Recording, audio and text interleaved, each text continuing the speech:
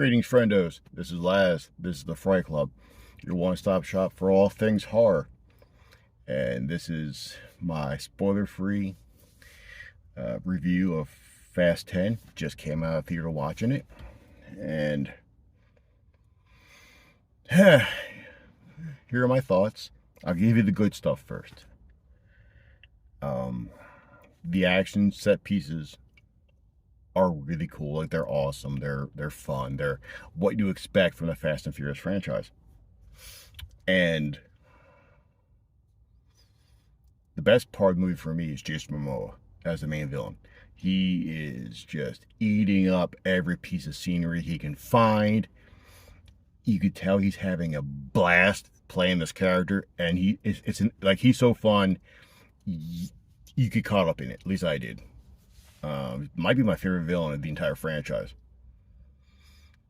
That's the end of the good stuff for me. And I know what I'm about to say. I know how ridiculous this sounds, especially for the movie, the franchise that I'm coming out of for this one.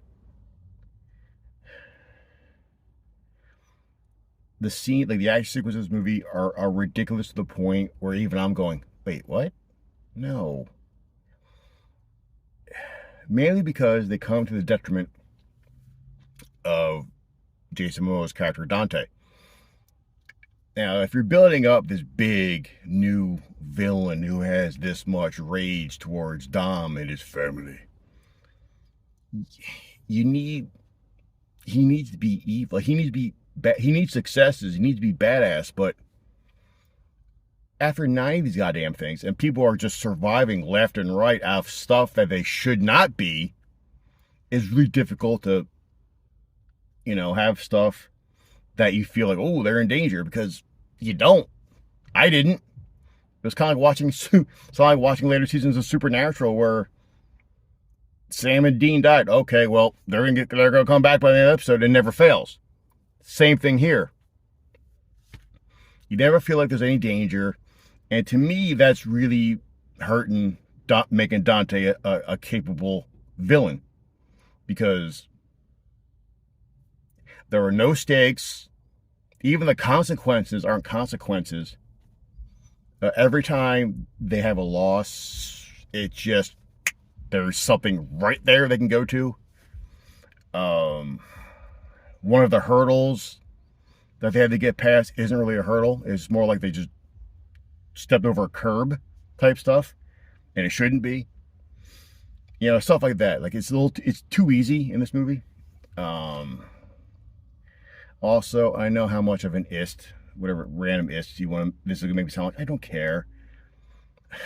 I'm tired of seeing 105, maybe 110 pound women. I'm saying women here because that's who it was, but it was a 110 pound dude. I feel just throwing around dudes twice their size, a lot of them in body armor, and quite a few of you we've been told that they're like the worst mercenaries on earth.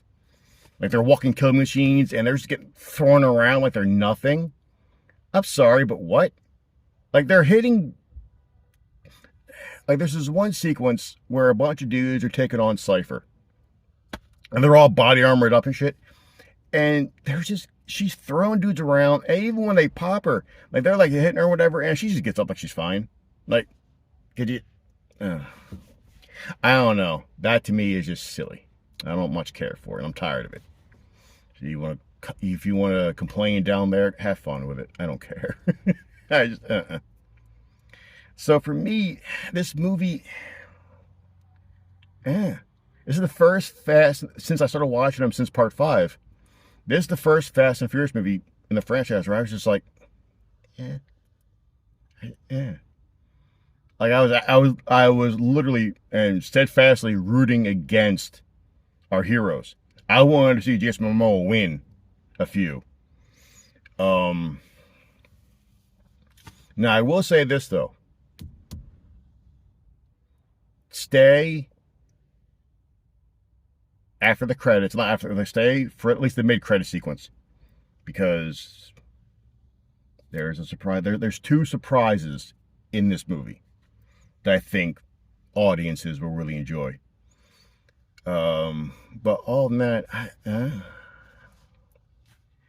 I didn't care. I didn't care if anyone lived or died. Well, actually, I knew no one was going to die. You put that together kind of quick. And so there's no stakes. It was kind of boring for me. The only time I was having fun was when Momo was on camera.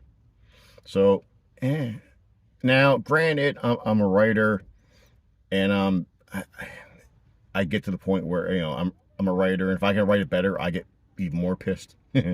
So if you can just sit down, turn your brain off, you're gonna have a blast. And when I say turn your brain off, that's not a shot. That's not a judgment call. I'm just saying, if you can sit down and just let it wash over you and you're good with it, you'll have a blast. If you have kids, bring them along, they'll have a blast. Speaking of kids, I think I may have said this before. I'm going to say it again.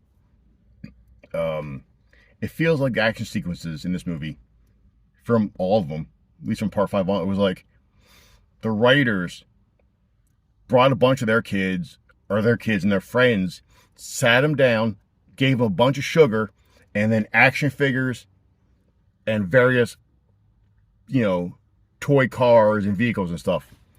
And just watch whatever they did and just wrote that crap down. So, well, that'd be a great idea.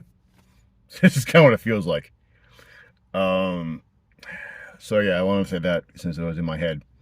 So yeah, to me, this was like a C-, maybe even high D for me.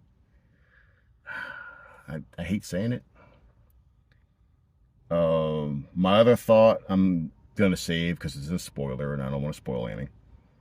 But so that's my review. Catch you all next week, kiddos. See you on the flip side.